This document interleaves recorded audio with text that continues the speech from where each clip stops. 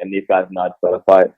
They know how to do the media. They know how to create a bit of controversy, even if they don't mean to do it. I don't think John Jones means to sell drug tests, but he does, and it creates controversy. It makes people want to watch his fights, and having those characters that people want to watch, either to see win or either to see fail, is what attracts just casual fans. It is a question I have, right? Like, do you think boxing should adopt some of the philosophies UFC have in terms of how they rank their fighters and how they set the matchups? Because it feels like boxing doesn't really have, like, it doesn't happen the right way, whereas in UFC you can't avoid anybody. You know, like, this is who you're going to fight because this is what it is. There's no avoiding it. What are your thoughts on that? Yeah, I don't know too much about the exact ranking system for boxing. I know you have like a mandatory, and I don't know exactly how the mandatory is determined. With UFC, it's pretty much a straightforward ranking system where you get from 1 to 10, and if you're number 10 and you beat number 1, then you become number 1 because that's just how it works. With boxing, I know Dillian White has gone through and beat a bunch of top contenders now, but I don't know if he's going to be mandatory to fight Joshua. I don't really know how to process with that. It's having a system like in the UFC definitely make it a lot more clear in terms of Dillian White knowing exactly what's happening with himself, because he doesn't know if he's going to be fighting Joshua in April. He doesn't know what his plans are really, because for sure. There's no clear system. Yeah, I definitely think boxing could benefit from that. And as well as that, do you think that the UFC should almost change their rules in terms of how they score fights? Because I know they score fights using the metrics boxing uses, which is unfair because boxing is only with the punches, and UFC you have a hell of a lot more going on than just punches. You're grappling, you're kicking, etc. Yeah. I think there is a natural specific breakdown of how judges should score fights.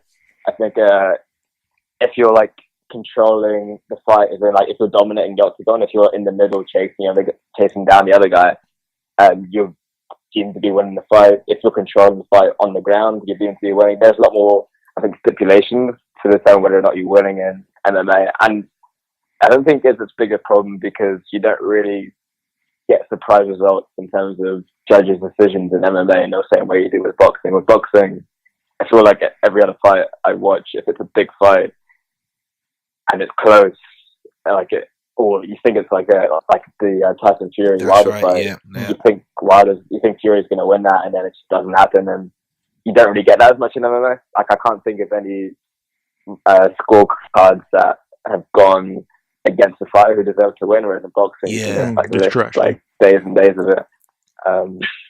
Yeah, I think just getting more judges for me would be a better thing. I mean, however, do you feel as if like the score depends on the country the fight's taking place in, though? Because apparently there's a home sort of advantage. What, for boxing or for UFC? For boxing. No, for boxing for sure. For boxing for sure. I think for UFC, I can't really think of an example where that's had an effect. I can think of loads of examples where a home fighter has gone home and lost because they got knocked out. And in the UFC, you get a lot more knockouts, I think, than you do in boxing and submissions, because there's so many different ways to win.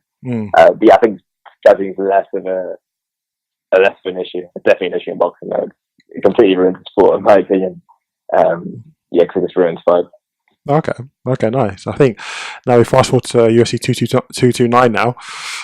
What do you guys think of the whole sort of match card? It's a good card. Ring a card, yeah. Well, I think who's on the card? I only remember 2 fights. I think Derek Lewis beat the tall Polish guy, didn't he?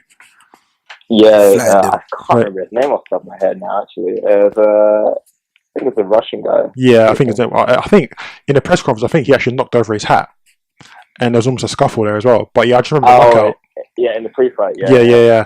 There was a knockout. I think Derek Lewis, knocked his head off. To be honest, I think the fight that stood out for me personally in that event was Tony Ferguson and the Pettis fight. Yeah.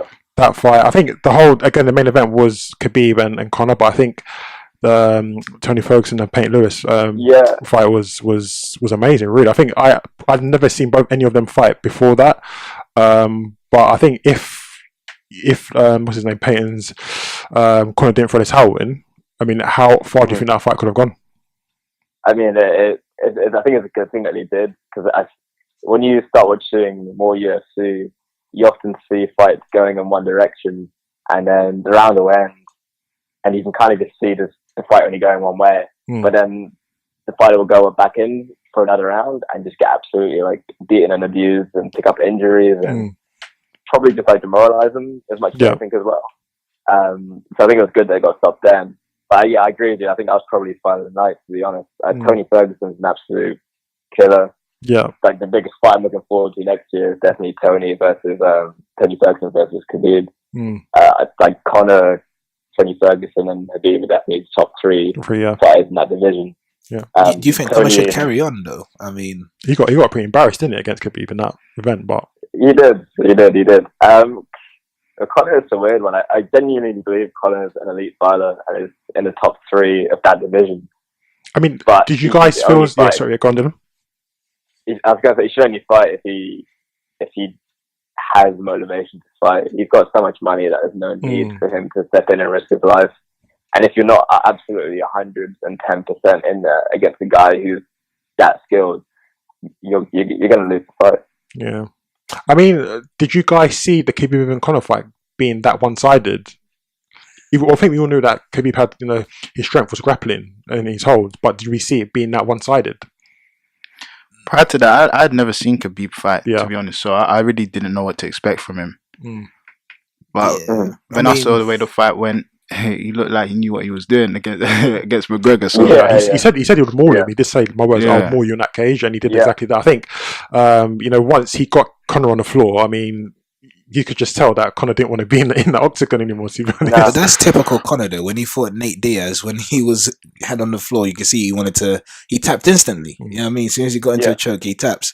What is Conor's strength? What is it? He's a striker. He's a striker. Conor's so standing up. Yeah, standing up. He's got a wicked left hand. He's knocked out in the division below pretty much everyone in the division apart from the current champion of that division. In terms of like that Khabib Conor fight, I could definitely see it go that way. Before the fight was made, it was the one fight I didn't want Conor to take because his biggest weakness is the ground game and wrestling, and Khabib's massive strength, he's the best in the whole UFC at it, is wrestling and keeping you down on the ground. I was kind of hoping that Conor might be able to catch him and knock him out, but he wasn't sharp enough at all. Like in the end, Conor's the one who ended up It's not even that, bro. You can't come back to fight the best in the division and with no warm-up fight or nothing. That's crazy. Yeah, but that's how arrogant he is. Yeah. He's earned the reputation. He's earned that. He feels he's earned the right to not have that. Do you know what I mean? Not when you're fighting at the elite level, man. You know what I mean? Like, that's ridiculous. But do you think, because he's got the money he has, do you think the hunger's gone? So yeah, that's why I think it's gone. And I think his manager has said the same thing. He doesn't want Conor to fight anymore unless he can tell him why, and unless the why is a good enough reason. Otherwise, he's not going to coach him. And he's been with Conor since day one, like more than 10 years. But he's aware as anyone that Conor was always in this for the money, and he's made all the money. He's won a championship in 2 different divisions. That's literally what he said he wanted to do in the UFC: make a bunch of money and be a 2-division champ, and he's done that.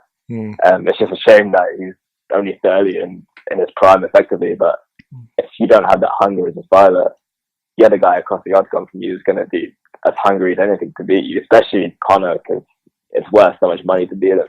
Yeah. Unless you're on your A game, and I don't think Conor will be.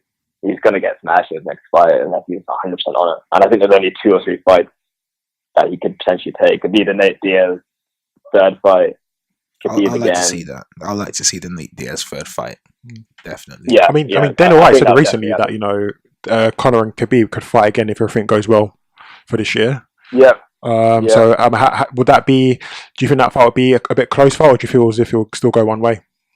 I think it will go the same way. I don't think it'll be closer. I think Conor definitely has. I think when Dana White said if everything goes well, I think he means 2 things. One, because they got fines up for the. Yo, this is Quabs from Views from the East End, and this is your time to have your say about the conversations that we've just had. So if you have anything to say, just comment in the comment section, comment on Twitter and all of our social media outlets. Post-fight stuff.